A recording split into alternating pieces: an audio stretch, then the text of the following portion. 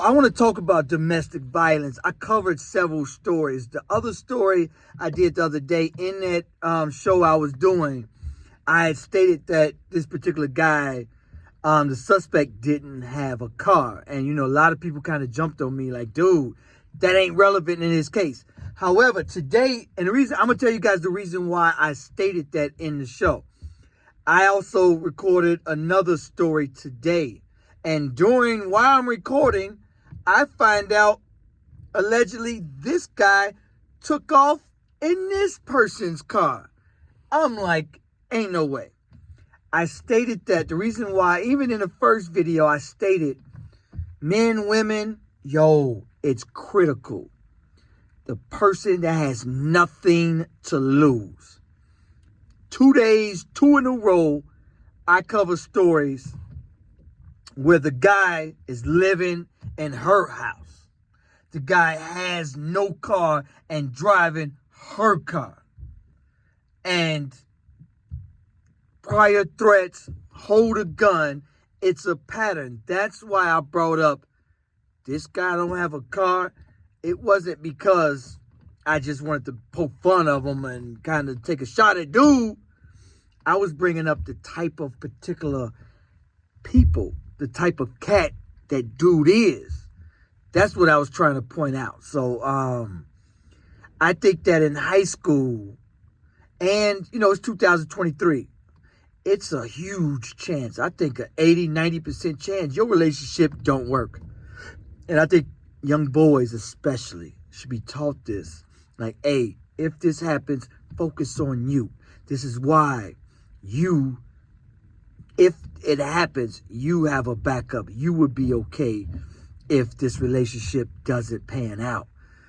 Therefore, you don't feel that it's the end of the world and you got to end it all because of a relationship. Young men, understand that even if the relationship is going crystal clear, if it's perfect, if it's all jolly, even if you have kids, even if you get married, you have to run through your mind the what ifs. What if this does not work? What are you going to do? How are you going to handle it? And it should be peaceful. It should be, okay, cool, I'm going to go ahead and do this. Have that in your mind. And therefore, if that does happen, that you can be like, okay, I knew this was going to happen.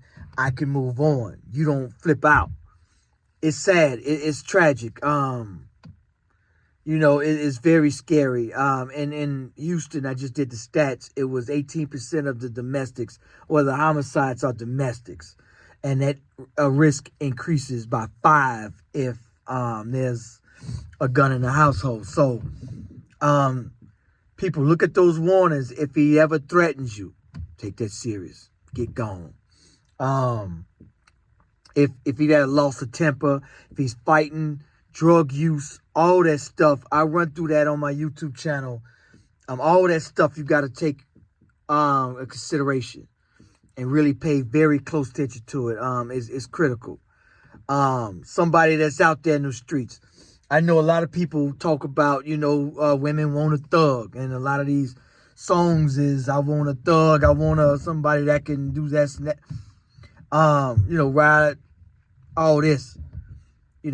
It's, ladies, if that guy shows those signs of carrying a pistol and it's in the house, he ain't supposed to have it. Felony. It's 2023. You got to do a background check. That's critical too. And that's in the dating phase. Y'all got to understand who is who. What else? Just really be careful. I've covered way too many domestic violence.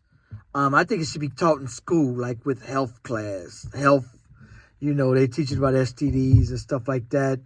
Pregnancy, domestic violence needs to come and play in the school and the household because it's way too many.